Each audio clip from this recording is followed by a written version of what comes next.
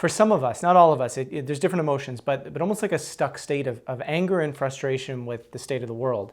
And I'll kind of try and maybe throw in a little bit of an example here that relates to some of the stuff that you said. We were talking about this a little bit before the call, and I won't put the name out publicly, but I got into an interaction with a pretty prominent figure in this space, if you will, Sure. right before I was doing an interview with him in person, and he was just really upset about something that we had wrote on our website. About some of his work, and it was really not bad at all. It was actually very praising of his work, but he just didn't like a detail about it.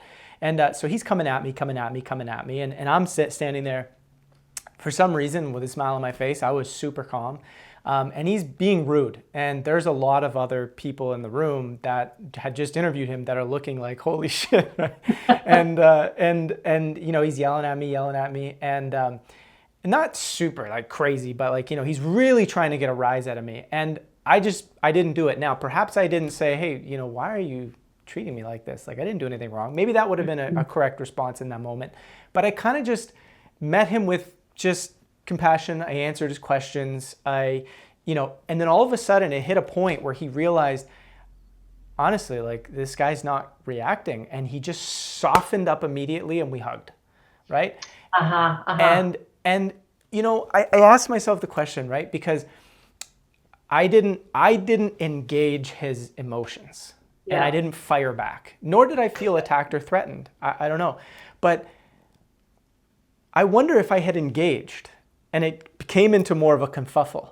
And then what happens when people sort of express the anger, then get stuck in that anger, and that anger sort of sits there forever? So what you were mentioning was, let the stress response come up, you express the anger, whatever that looks like, which may not mean, beating everybody up or anything, but just saying like, look, I'm frustrated, like I'm whatever. How do you describe the nuance between letting it come up, say what you need to say, letting it go down, versus it turns into a blow up, they hold on to it forever, and they're just waiting for the next time to blow up? How do we discern the difference of that one? Well, you said it beautifully in your example where you just sat there and were gracious with this person's frustration, anger. When you were talking, it almost sounded like, little Johnny Susie. I'll go back to them through our talk. Like, they had fallen off their bike, essentially. Like, they were experiencing a boo-boo. Mm-hmm. Yes, it wasn't physical, but they felt wronged in whatever way with their content, whatever it was, it doesn't matter. But their system was mounting a stress reaction of, this isn't right, this isn't good, sympathetic, fight, flight. And so they're trying to express that to you. You took the road of, we would say, social engagement at the I don't know if you're familiar with the polyvagal world, like the vagus nerve, which is the parasympathetic nervous system. You tended and befriended their frustration. Yeah. Right? You probably were nodding. You probably were listening attentively. Mm-hmm. You stayed in your physiology. You probably noticed the other people in the room were doing their thing, but you stayed connected. Person got their stuff out, and you engaged. You didn't just get up and walk out of the room. Like, that would have been, right? Standing up and leaving would be like a flight response. It'd be like, I'm out of here. And so there's a difference there too, but you didn't. And so when he saw that you were calm in your nervous system, maybe there was a part of you that was intellectually frustrated, like, where is this coming from? They see it and they're like, okay, I got it out. This is good. And now I can de-escalate the situation, or I can feel myself come out of that. The example of, if you start, sparring with them, let's just say, sometimes that might be warranted. It depends on the situation. And this is, again, where I try to speak generally, but let's just say you two start sparring and the anger heats up on your side. They get a bit more angry on their side. Your stress responses are both coming up and you're not engaging. So when you're in that level of fight, flight, if we keep it real basic, your higher brain goes offline. Yes. You are no longer in human cognitive, social engagement, empathetic connection. Yeah. It's like, imagine if that child that fell off their bike and their parent, like that child started screaming, mommy, mommy, and the father or mother starts screaming back at them, stop screaming for me, like, you're being ridiculous. And we see this sometimes in grocery stores where, I mean, you see it everywhere. It's like, if that child is uncomfortable and you add more discomfort by going more fight, you're just going to have a big problem on your hands. Yeah. I have that image of like old Looney Tune characters where like the dust just keeps getting bigger and bigger and bigger. Yeah. But there's a lot going on there, and it's also quite simple. It's like you de-escalate it by staying in your engagement. Maybe you noticed your breath a little bit, all these sorts of things, and it was able to come down. Now, of course, I don't know if there's something extra in your system that needed to process after that. Maybe there is, maybe there was, but you don't have to process it with that person per se.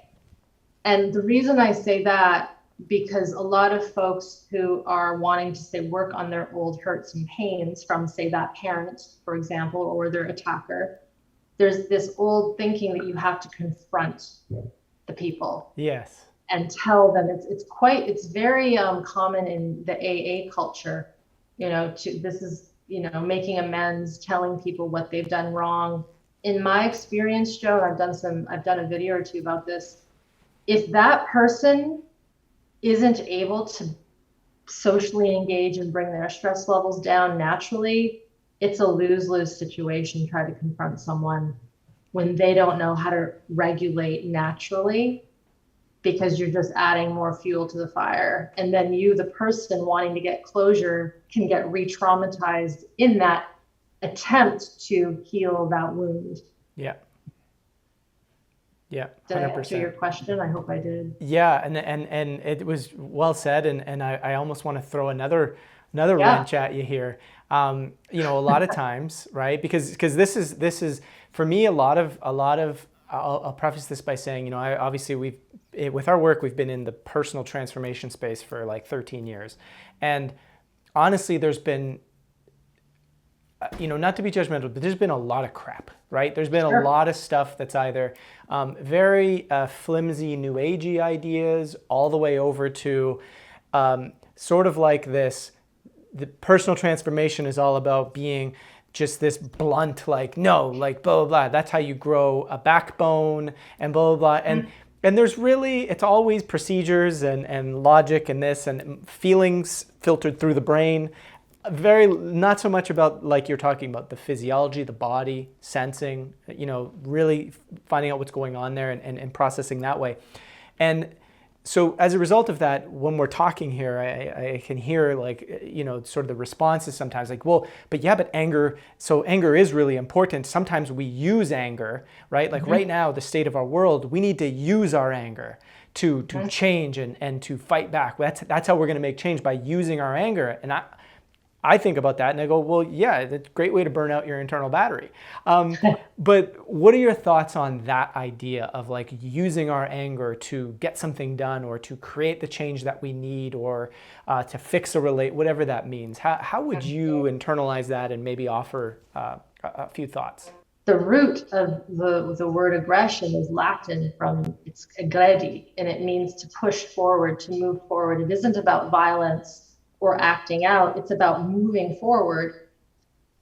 What I see as problematic in a lot of our world is if we didn't have that positive meeting with our primary caregivers, which I don't know the stats, but my sense, Joe, is it's pretty high. Yeah. It's pretty high, I don't even want to make a guess, but it's high. If there's that stored life force energy that's never been expressed, and then you add in maybe, abuse and traumas and other things, that stored stuff doesn't just dissolve and go down the drain. It stays in the somatic system as stored survival energy. It's the fight and the flight that wants to break through. And it's like, I think of the Hulk, that just breaks out and But then you have an issue, a social issue, you see someone hurting someone, something happens, and it's so primal, it sparks our desire to act, to fight, to move. And so then we have this intense reaction, and we say it's positive, healthy aggression, but often it comes out as very, very violent, very abusive. I got to share a story. One of my colleagues, his name's Anthony, he is quite the storyteller. He does skits and plays to teach people about trauma. Anthony Wheeler is his name. Yeah. And he had this one-man show that talked about his personal journey with trauma. And there was this one scene where he's pretending to be protesting, and this is so apropos for current times now. And he's protesting, pretending he has a sign. And I think they were like protesting something more environmental. I don't know, it doesn't matter.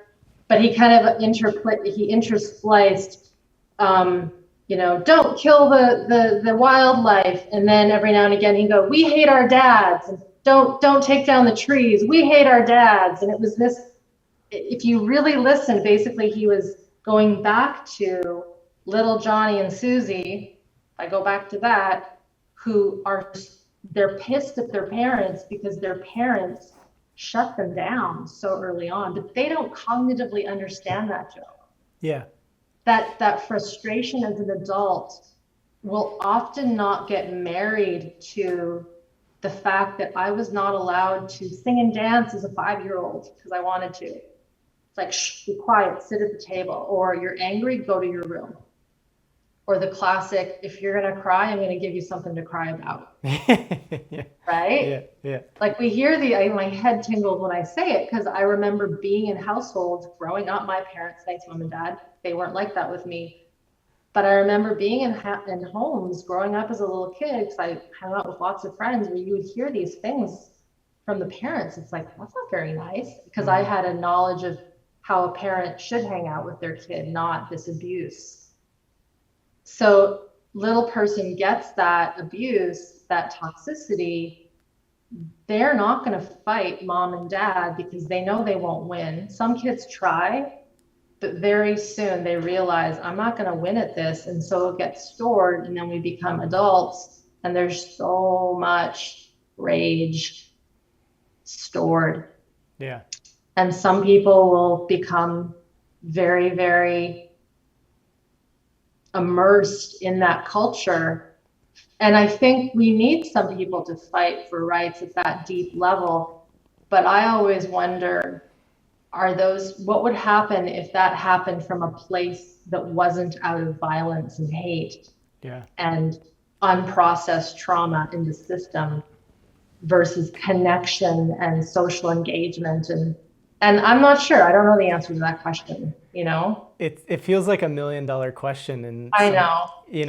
I'm sure you've thought about this with your colleagues as well. And I mean, this has been the thing that I've been on a journey of trying to explore for the past 13 years, is just like, how do you create societal change potentially in a society who is so locked into a specific way of life, a specific way of being, that may be shut off from emotions, or maybe shut off from what real community, is and feels like, maybe shut off from the body.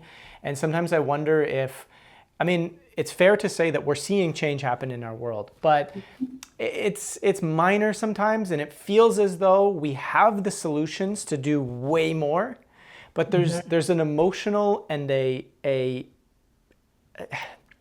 some other capacity that is missing in humanity. And it feels like because we don't have the capacity to actually create large scale change, we're not seeing it. And I'm wondering how much this plays into all of that.